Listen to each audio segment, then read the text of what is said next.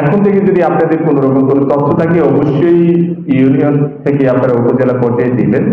আমরা সেন্ট্রালি মানে আমাদের জেলা থেকে সেরকম ভাবে নথি সৃজন করে আমরা সেরকম ভাবে করবো। আর যদি শুরুর দিকে এরকম হয় তাহলে তাৎক্ষণিকভাবে বলবেন, আমরা তাৎক্ষণিকভাবে এটার ব্যবস্থা গ্রহণ করব।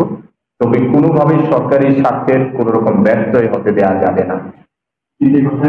কথাই বলবো, এক ছাত্রছাত্র, দুই শিক্ষা খাতের অবস্থা খুবই ভয়াবহ। এখানে মানুষ হাসপাতালে কোনো চিকিৎসা পায় না, অথচ এখানে ডাক্তার ঠিকই আছে, কিন্তু ডাক্তারদের ডিউটিশন অধিকার দেওয়ার কারণে এখানে কোনো ডাক্তার আসতে পারে না, আর এখানে কোনো ডাক্তার না থাকার চিকিৎসাও পায় না। তো এই জিনিসটা খেয়াল রাখতে পারবো। দ্বিতীয়ত আমি আজকে জেলা প্রশাসক মহাশয়কে বিশেষভাবে অনুরোধ করবো, আজকে আপনি নিজেই দাঁড়িয়ে রাখেন যে লেট হয়েছে শুধু আপনার যাতায়াতের কারণে, এটা আপনি নিজেই অনুধাবন করেছেন। আমাদের কালিয়া খুবই অবহেলিত এবং এই চিকিৎসক সংকট আছে, সেখানে আমাদের 17 পদের বিপরীতে মাত্র আমি সহ 5 জন আছে। বাকি 5 জন আছে ডেপুটেশন বিভিন্ন জায়গায়, ঢাকা সহ বিভিন্ন জায়গায়, ঢাকা, খুলনা, নোয়াখালী সহ বিভিন্ন জায়গায় আছে। বাকি কনসেন্ট্রেটেড পদগুলো শূন্য রয়েছে। আমাদের তো প্রতিদিন আউটব্রেক প্রায় 400 উপরে রোগী প্রতিদিন আউটব্রেকে আসে। তো এই রোগী সামাজিক আমাদের এই 4 জন যারা ডাক্তার আসছেন সামাজিক, তাদেরকে আবার ইভিনিং ডিউটি করতে হয়, তাদেরকে আবার নাইট ডিউটি করতে হয়, সাথে আবার সমাজকে মাঝে মাঝে ডিউটি করতে হয়, তারা হিংসে দিতে যাবে। দ্বিতীয়ত ডাক্তার দিয়ে চিকিৎসা সম্ভব না, আমাদের তৃতীয় চতুর্থ শ্রেণী যে প্রয়োজনীয়তা, সেটা বর্তমানে জনবলের প্রায় 1/3 আছে। তো এই অবস্থায় আসলে আমরা চেষ্টা করে যাচ্ছি। আশা করি নতুন ডাক্তার বা আমাদের যে নতুন বিসিএস এর সর্বশেষ যে নিয়োগ হলো, তাদেরকে হয়তো পদায়িত করলে হয়তো কিছুটা এই সমস্যা থেকে আমরা উত্তরণ করতে পারব। আর আমাদের হসপিটালে এখন পর্যাপ্ত পরিমাণে ওষুধ সাপ্লাই আছে। ওষুধ নিয়ে কোনো সমস্যা নেই। আশা করি আমরা চাহিদা মতো সকল প্রকার ওষুধ আমরা আমাদের ডিজাইন একটু সমস্যা ছিল, ইতিমধ্যে আমাদের ডিজিটাল ওখানে করছেন ওনারা সিদ্ধান্ত নিয়েছে ওই হিসাবে আমরা একটু রেডিয়েশন পাঠ্যক্রম করছিলাম, এটা আগামী মাসে তার কাজ করে যাবে ইনশাআল্লাহ। তো এই অর্থনৈতিক কাজটা সিদ্ধান্ত আর তাদের যোগাযোগ আছে যে তারা চিন্তায় কাজ টিচার করছে, তাকে কাজ করতে চলমান আছে। একজন সাংবাদিক বলতো যে কলাবাড়িয়া ব্রিজের ওই অধিগ্রহণ আমাদের বিশ্ববিদ্যালয় কিন্তু সম্পন্ন, তারা গেলে এবং টাকা চেঞ্জ করে। এখন স্যার সমস্যা হচ্ছে যারা মানে তাদের জায়গাটা ওরা এখনো টাকা পায় না, অনেকে যোগাযোগ করছে এখনো তারা টাকা পায় না, যার ফলে আমরা কাজ করতে পারছি না। অনলাইন, এখানে অনলাইনের বিষয়টা খুব জোরালো ভাবে চলতেছে।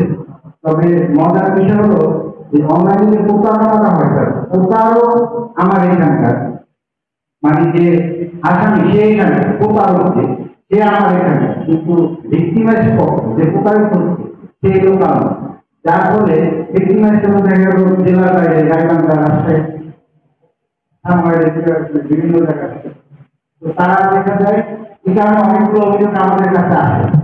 আর এই কাজ করবো, সামনে জাতীয় নির্বাচন আছে, আইন শৃঙ্খলা যাতে কোনো ব্যর্থ না ঘটে, কোনো ধরনের কোনো নিয়ম বহির্ভূত কার্যক্রম না হয়, সেদিকে আমরা শতভাগ এখনো চেষ্টা করছি এবং সেটা আপনাদেরকে নিশ্চয় করছি। আমরা এরকম কোনো ব্যর্থ ঘটতে দিব না।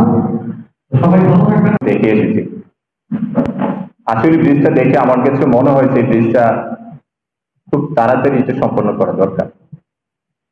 আমি আজকে হয়তো যতক্ষণে পৌঁছাই বা হয়তো গাড়িতে থাকতে থাকতে আমি ইঞ্জিনিয়ারের সাথে কথা বলবো, এটা কত তাড়াতাড়ি সম্পন্ন করা যায়, এটা সম্পন্ন করা দরকার। এরকম ভাবে আমরা মাঝে মধ্যে এরকম ছোটখাটো ব্রিজ কিন্তু দেখেছি যে অনেক বছর পর্যন্ত এটা কিন্তু কানেক্ট হয় না, কিন্তু এইগুলো দেখতেও খারাপ দেখায়, পাশাপাশি এটা কিন্তু একটা এলাকার জন্য ব্রিজ হচ্ছে আপনি আশা দিয়ে রেখেছেন, কিন্তু মানুষ এটা উপকার ভোগ করতে পারছে না। আমরা যত সম্ভব তাড়াতাড়ি এটা যাতে হয়ে যায় সেই জন্য আমরা অন্তত লিখতে পারি বা কথা বলতে পারি। ঠিক আছে, আমরা সেটা করব। তারপরে আপনারা আরেকটা কথা শুরুতে একটা বলা দরকার ছিল, আপনারা আপনাদের জেলা সম্পর্কে একটু ধারণা মনে হয় একটু ভুল রাখছেন কিনা জানি না, তবে আরেকটু মানে নিজের এলাকা নিয়ে গর্ব করার মতো কিছু বিষয় আপনারা খেয়াল করবেন বা খুঁজে খুঁজে বের করবেন। একটা কথা বলেছেন আপনারা হয়তো 64তম বা 63তম অথবা 61তম জেলা, না এইভাবে চিন্তা করলে হবে না। ছোট জেলা, ছোট পরিবার, এগুলা থেকে কি বড় হয়ে আসেনি, একদম টপে বসেনি, এরকমই আমাদের মধ্যে রেকর্ড নাই। আমি যে জেলাতে এতদিন ছিলাম সেটা ছিল সবচেয়ে ছোট জেলা আয়তনে, কিন্তু মন মানসিকতায় ছোট জেলা ছিল না। আমি তাদেরকে শুরু থেকেই এটা বলেছিলাম। আপনাদেরকে বলি, আপনাদের জেলার আয়তন হলো 990 বর্গ কিলোমিটার, মেহেরপুরের আয়তন হলো 735 বর্গ কিলোমিটার, 741 বর্গ কিলোমিটার। আপনারা জানেন একটা দেশ আছে, ছোট একটা দেশ, সিঙ্গাপুরের আয়তন কতটুকু জানেন? 741 নাকি না, 735 বর্গ কিলোমিটার। মানে হলো সবচেয়ে ছোট জেলা যেটা আমি বলছি মেহেরপুর 741, আর সব একটা দেশ 735 বর্গ কিলোমিটার সিঙ্গাপুর। আপনারা সিঙ্গাপুর হচ্ছে বড়, আর সিঙ্গাপুর কোথায় আছে সারা বিশ্বে? এমন কোন দেশটাই তাকে সমীহ করে না। কারণ হলো যদি তাকে সমীহ না করে তাহলে যে তার পোর্ট ছাড়া কিন্তু অন্য অনেক দেশ আছে অচল, তারা এতটা ডেভেলপ করতে পারে যে আপনারা একটা জেলা, কিন্তু তারপর আমি দেখলাম 990 বর্গ কিলোমিটার। আপনি এটা নিয়ে গর্ব করবেন। আপনারা আরেকটা কথা বলেছেন, আপনারা বলেছেন যে আমাদের এই জেলা সবচেয়ে গরিবতম বা আয় রোজগারে হয়তো আপনারা সবচেয়ে নিচে ধরছেন না। আমি সার্চ করে দেখেছি যেগুলোতে ওই পোভার্টি, দারিদ্র দিক দিয়ে যে নিচের দিকের 10টা জেলা আছে, এই 10টা জেলার মধ্যে এই নড়াইল নেই। তাহলে আপনারা নিজেদেরকে ছোট করছেন কেন? এইটা করাটা কেন আমি বলছি, এটা কিন্তু মনের উপর একটা প্রভাব পড়ে।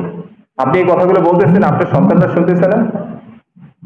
আপনার প্রজন্ম তো শেষ, আমার প্রজন্ম কিন্তু শেষ। আমরা কিন্তু ডাউনের দিকে, কিন্তু বয়স কিন্তু হয়ে গেছে, সেটা কিন্তু আস্তে আস্তে আমরা এখন প্রহর গুনছি কখন আল্লাহ তাআলা নিয়ে যাবেন। কিন্তু নতুন একটা জেনারেশন, এই জেনারেশনের কাছে আপনারা এই মেসেজগুলো দিবেন না। আমি অবাক হয়েছি, গত পরশুদিন আমাকে একজন একটা বই নিয়েছে আপনাদের নড়াইল জেলার উপর।